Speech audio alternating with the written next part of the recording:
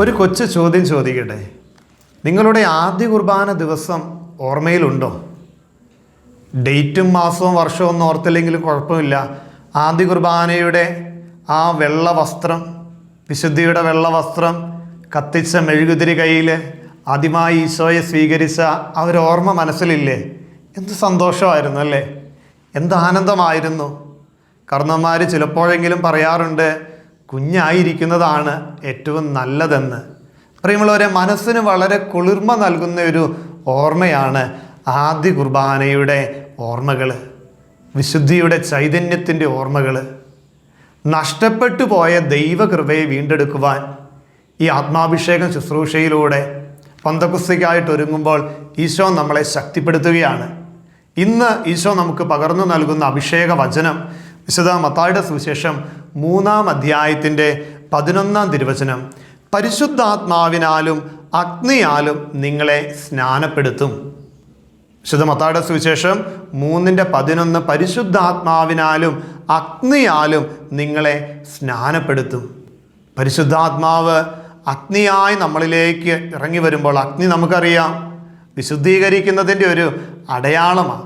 നമ്മളിലുള്ള തിന്മകളും പാപക്കറകളും ദുശീലങ്ങളും ചില അടിമത്തങ്ങൾ, പാപത്തിൻ്റെ ചില അടിമത്തങ്ങൾ പ്രിയമുള്ളവരെ ദൈവസന്നിധിയിൽ നമുക്ക് സമർപ്പിച്ചൊന്ന് പ്രാർത്ഥിക്കാം.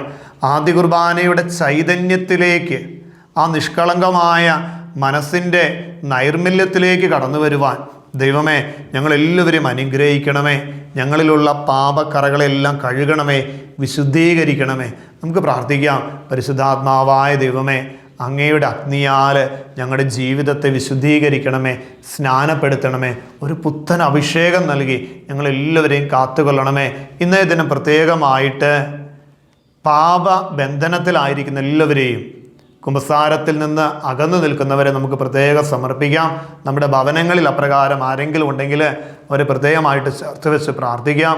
ദിവികാരുണ്യ ഈശോയെ, വലിയ മാനസാന്തരത്തിൻ്റെ കൃപ നൽകി പരിശുദ്ധാത്മാവിൻ്റെ അഭിഷേകത്താൽ അവരെല്ലാവരെയും കാത്തുകൊള്ളണമേ. ഒപ്പം നമ്മുടെ ഇന്നത്തെ എല്ലാ ജീവിത ഉദ്യമ മേഖലകളെയും ദൈവകരങ്ങളോട് ചേർത്ത് വയ്ക്കാം. വചനം പഠിക്കുവാനും വചനം വായിക്കുവാനുമുള്ള ഒരു തീക്ഷ്ണത നഷ്ടപ്പെട്ടു പോകാതെ കാത്തുപരിപാലിച്ച് മുന്നേറുവാൻ ഞങ്ങളെല്ലാവരും അനുഗ്രഹിക്കണമേ എന്ന് പ്രാർത്ഥിച്ചുകൊണ്ട് ദിവികാരുണ്യ ഈശോയുടെ കൃപ തുളുമ്പുന്ന ആശീർവാദം ഭക്തിയോടെ നമുക്ക് സ്വീകരിക്കാം. പരിശുദ്ധ പരമദിവ്യ കാരുണ്യത്തിന് ആരാധനയും സ്തുതിയും പുകഴ്ചയും ഉണ്ടായിരിക്കട്ടെ. പരിശുദ്ധ പരമദിവ്യ കാരുണ്യത്തിന് എന്നേരവും ആരാധനയും സ്തുതിയും പുകഴ്ചയും